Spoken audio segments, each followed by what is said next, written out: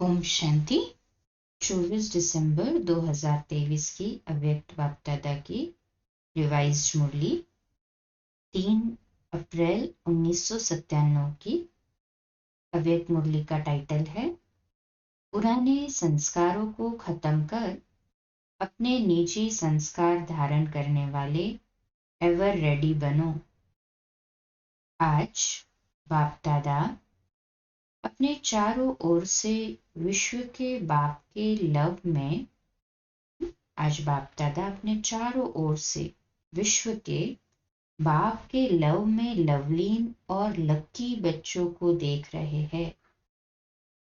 हर एक बच्चे के भाग्य पर बाप को भी नाज है कि मेरे बच्चे वर्तमान समय इतने महान हैं जो सारे कल्प में, चाहे देवता स्वरूप में, चाहे धर्म नेताओं के रूप में, चाहे महात्माओं के रूप में, चाहे पद्मपति आत्माओं के रूप में, किसी का भी इतना भाग्य नहीं है जितना आप ब्राह्मणों का भाग्य है।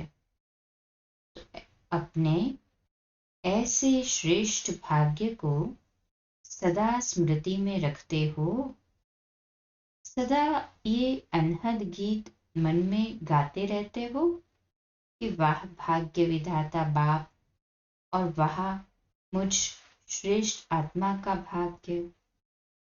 ये भाग्य का गीत सदा ऑटोमेटिक बजता रहता है। बाप बच्चों को देख देख सदा हर्षित होते हैं, बच्चे भी हर्षित होते हैं, लेकिन कभी कभी बीच में अपने भाग्य को इमर्ज करने के बजाय मर्ज कर देते हैं। जब बाप देखते हैं कि बच्चों के अंदर अपने सौभाग्य का नशा निश्चय मर्ज हो जाता है तो क्या कहेंगे? ड्रामा। लेकिन बाप दादा सभी बच्चों को सदा ही भाग्य के स्मृति स्वरूप देखने चाहते हैं। आप भी सभी चाहते यही है ना? पर क्या होता है? लेकिन शब्द बीच में आ जाता है। किसी से भी पूछो तो सब बच्चे यही लक्ष्य रख करके चल रहे हैं कि मुझे बाप समान बनना ही है। लक्ष्य बहुत अच्छा है। जब लक्ष्य श्रेष्ठ है, बहुत अच्छा है, फिर कभी इमर्ज रूप में, कभी मर्ज रूप में क्यों? कारण क्या? बाप दादा से इतने अच्छे अच्छे वायदे भी करते हैं, रूह रिहान भी करते हैं, फिर भी लक्ष्य और लक्षण में अंतर क्यों? तो बाप दादा ने रिजल्ट में देखा कि कारण क्या है। वैसे तो आप सब जानते हैं, नई बात नहीं है, फिर भी बाप दादा रिवाइज कराते हैं। बाप दादा ने देखा 3 बातें हैं। एक है सोचना, संकल्प करना, दूसरा है बोलना, वर्णन करना, और तीसरा है कर्म में, प्रैक्टिकल अनुभव में और चलन में लाना, कर्म में लाना। तो तीनों का समान बैलेंस कम है। जब बैलेंस होता है तो निश्चय और नशा इमर्ज होता है, और जब बैलेंस कम है तो निश्चय और नशा मर्ज हो जाता है। रिजल्ट में देखा गया कि सोचने की गति बहुत अच्छी भी है और फास्ट भी है। बोलने में रफ्तार और नशा वह भी 75% ठीक है। बोलने में मेजॉरिटी होशियार भी है, लेकिन प्रैक्टिकल चलन में लाने में टोटल मार्क्स कम है। तो 2 बातों में ठीक है, लेकिन तीसरी बात में बहुत कम है। कारण जब संकल्प भी अच्छा है, बोल भी बहुत सुंदर रूप में है, फिर प्रैक्टिकल में कम क्यों होता है? कारण क्या जानते हो? हाँ या ना बोलो। जानते बहुत अच्छा है।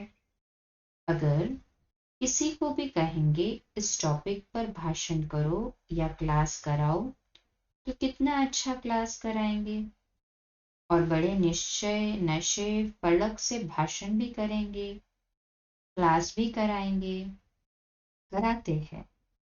बाप दादा सबके क्लासेस सुनते हैं, क्या क्या बोलते हैं, मुस्कुराते रहते हैं। वाह वाह बच्चे वाह। मूल बात है बाप दादा ने पहले भी सुनाया है।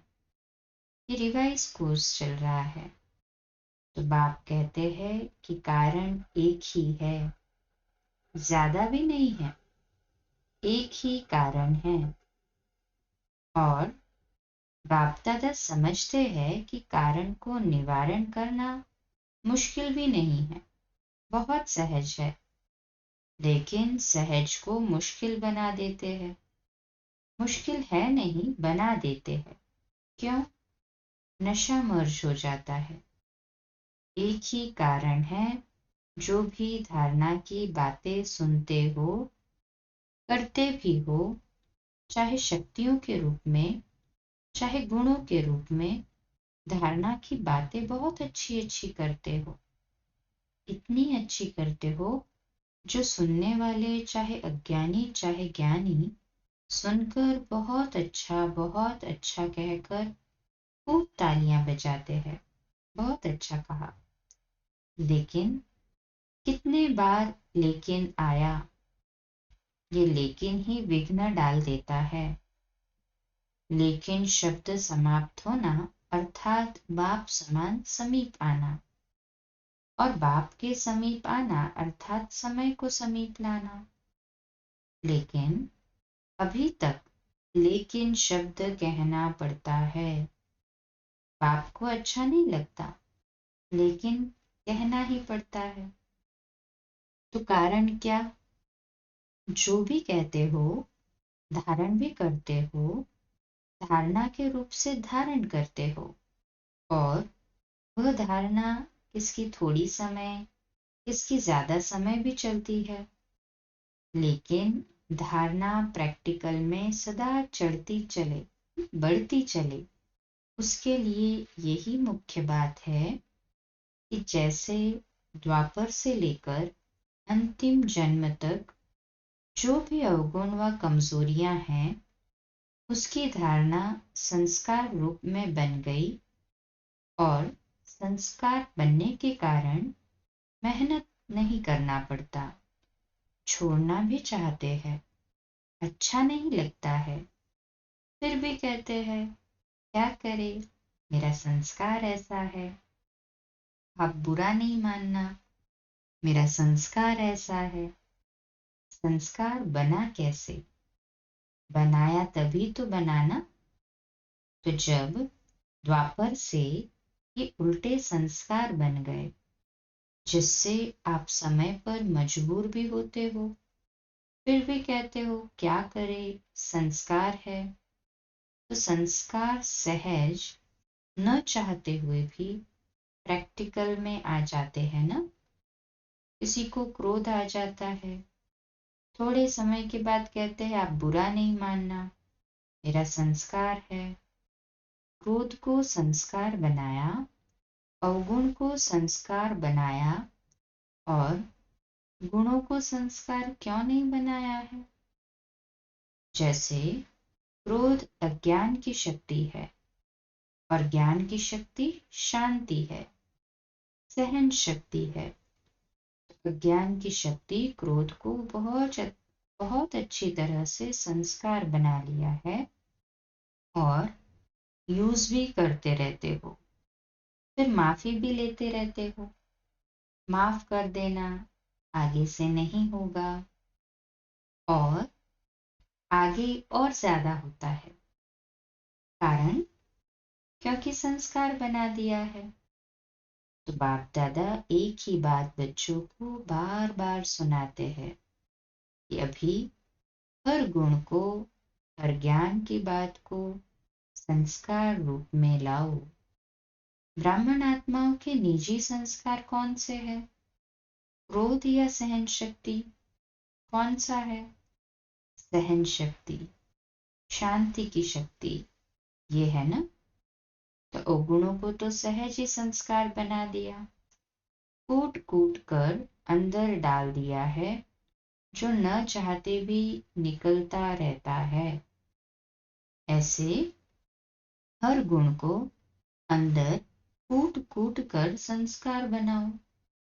मेरा निजी संस्कार कौन सा है, ये सदा याद रखो। वह तो रावण की जायदाद संस्कार बना दिया है, पराए माल को अपना बना लिया। अब बाप के खजाने को अपना बनाओ। रावण की चीज को संभाल कर रखा है और बाप की चीज को गुम कर देते हो। क्यों? रावण से प्यार है। रावण अच्छा लगता है या बाप अच्छा लगता है? कहेंगे तो सभी बाप अच्छा लगता है, यही मन से कह रहे हो ना।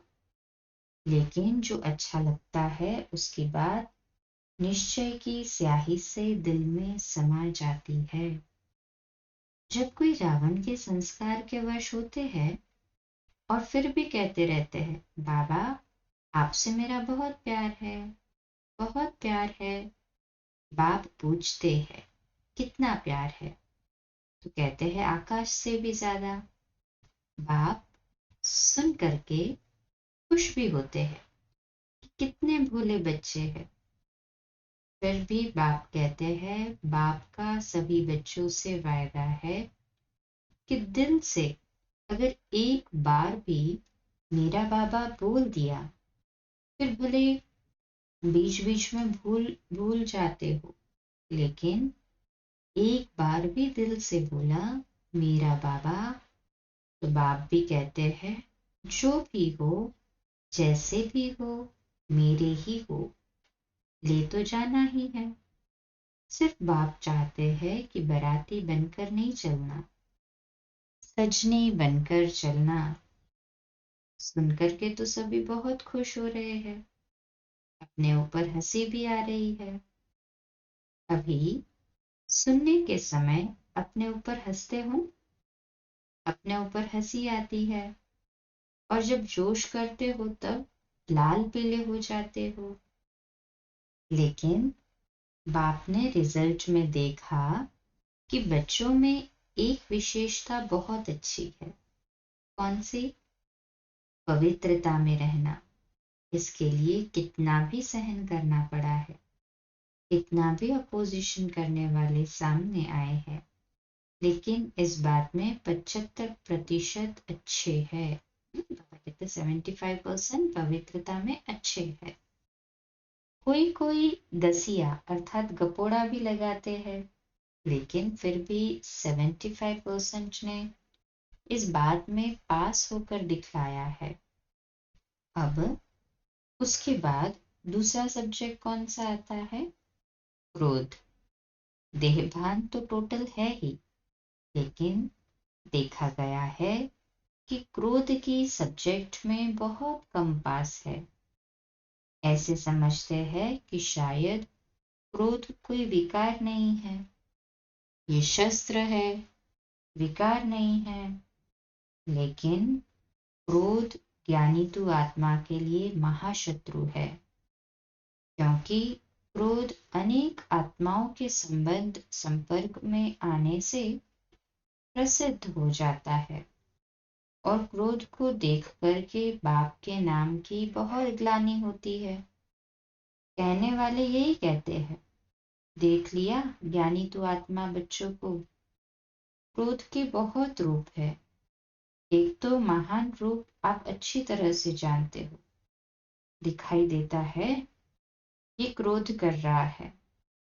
दूसरा, क्रोध का सूक्ष्म स्वरूप अंदर में ईर्ष्या, द्वेष, घृणा होती है। इस स्वरूप में जोर से बोलना या बाहर से कोई रूप नहीं दिखाई देता है, लेकिन जैसे बाहर क्रोध होता है तो क्रोध अग्नि रूप है ना, वह अंदर खुद भी जलता रहता है और दूसरों को भी जलाता है।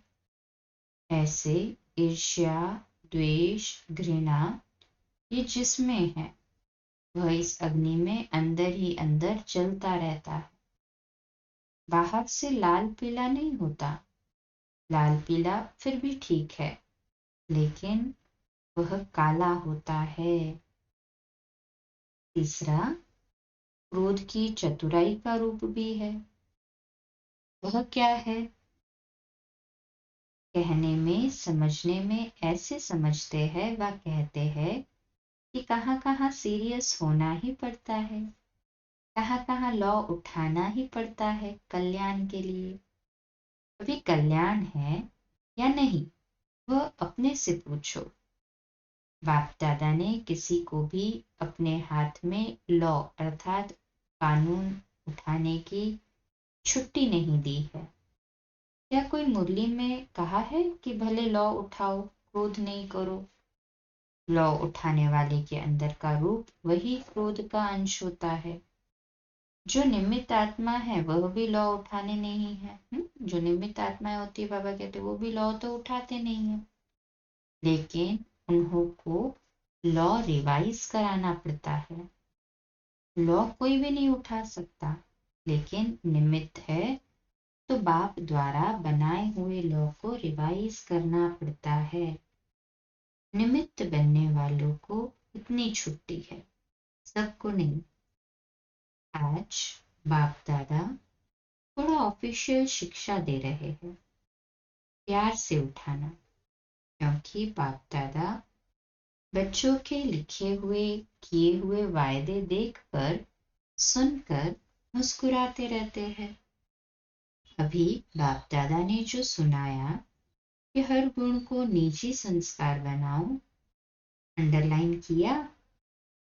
अभी से ये कहना कि शांत स्वरूप में रहना, सहनशील बनना, ये तो मेरा संस्कार बन गया है। फिर बाप दादा जब मिलन मनाने आए तो इसे अपना निजी संस्कार बनाकर बाप दादा के आगे इन 5-6 मास में दिखाना। इसलिए आज रिजल्ट सुना रहे हैं।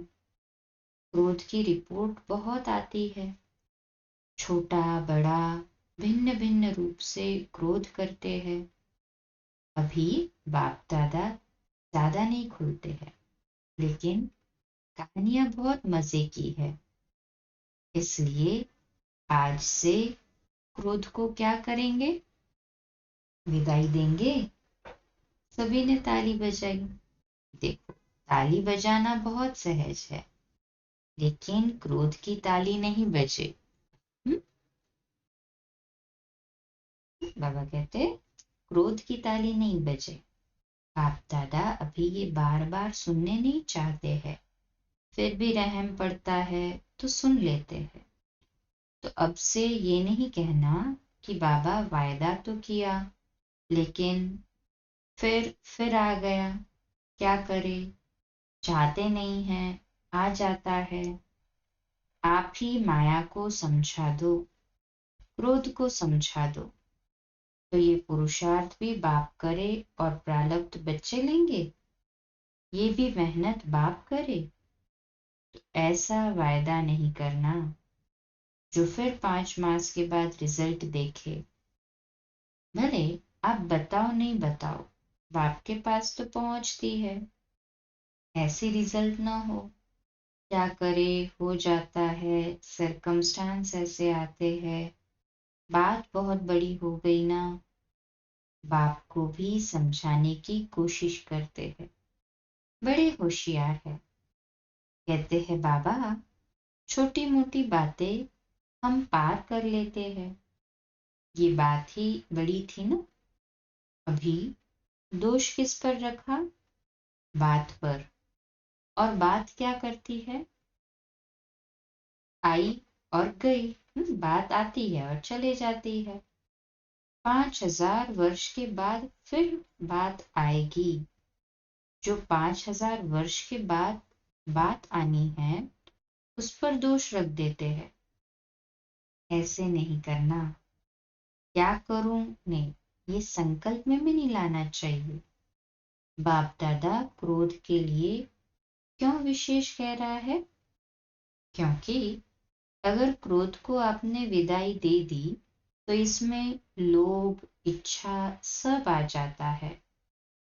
लोभ सिर्फ पैसे और खाने का नहीं होता है, भिन्न भिन्न प्रकार की, चाहे ज्ञान की चाहे अज्ञान की कोई भी इच्छा, ये भी लोभ है। तो क्रोध को खत्म करने से लोभ स्वतः खत्म हो जाएगा, अहंकार भी खत्म हो जाएगा। अभिमान आता है ना, मैं बड़ा, मैं समझदार, मैं जानता हूँ, ये क्या अपने को समझते हैं? तब क्रोध आता है। तो अभिमान और लोभ ये भी साथ साथ विदाई ले लेंगे। इसलिए बाप दादा विशेष लोभ के लिए न कह करके क्रोध को अंडरलाइन करा रहा है। तो संस्कार बनाएंगे। अभी सब हाथ उठाओ और सबका फोटो निकालो। तो सबने हाथ उठाया। अभी थोड़ी सी मुबारक देते हैं, बहुत नहीं। और जब फिर से रिजल्ट देखेंगे, फिर वतन के देवताएं भी, स्वर्ग के देवताएं भी आपके ऊपर वाह वाह के पुष्प गिराएंगे। आज से हर एक अपने में देखे, दूसरे को नहीं देखना। दूसरे की ये बातें देखने के लिए मन की आंख बंद करना। ये आंखें तो बंद नहीं कर सकते ना स्थूल, लेकिन मन की आंख बंद करना। दूसरा करता है या तीसरा करता है, मुझे नहीं देखना है। बाप इतना भी फोर्स देकर कहते हैं कि अगर कोई विरला महारथी भी कोई ऐसी कमजोरी करे, तो भी देखने के लिए और सुनने के लिए मन को अंतर्मुखी बनाना। हंसी की बात सुनाए, बाप दादा आज थोड़ा स्पष्ट सुना रहे हैं, बुरा तो नहीं लगता है? अच्छा, एक और भी स्पष्ट बात सुनाते हैं। बाप दादा ने देखा है कि मेजॉरिटी समय प्रति समय, सदा नहीं, कभी कभी महारथियों की विशेषता को कम देखते और कमजोरी को बहुत गहराई से देखते हैं और फॉलो करते हैं। एक दो से वर्णन भी करते हैं कि क्या है, सबको देख लिया है। महारथी भी करते हैं, हम तो है ही पीछे। अभी महारथी जब बदलेंगे ना, तो हम बदल जाएंगे। लेकिन महारथियों की तपस्या, महारथियों के बहुत काल का पुरुषार्थ उन्हों को एडिशन मार्क्स दिलाकर भी पास विद ऑनर कर लेती है। आप इसी इंतजार में रहेंगे कि महारथी बदलेंगे तो हम बदलेंगे, तो धोखा खा लेंगे। इसलिए मन को अंतर्मुखी बनाओ। समझा? ये भी बाप दादा बहुत सुनते हैं। देख लिया, देख लिया। हमारी भी तो आंखें हैं ना, हमारे भी तो कान हैं, हम भी बहुत सुनते हैं। लेकिन महारथियों से इस बात में रेस नहीं करना। अच्छाई की रेस करो, बुराई की रेस नहीं करो, नहीं तो धोखा खा लेंगे। बाप को तरस पड़ता है, क्योंकि महारथियों का फाउंडेशन निश्चय अटूट अचल है। उसकी दुआएं एक्स्ट्रा महारथियों को मिलती है। इसलिए कभी भी मन की आंख को इस बात के लिए नहीं खोलना, बंद रखो। सुनने के बजाय मन को अंतर्मुखी रखो। समझा?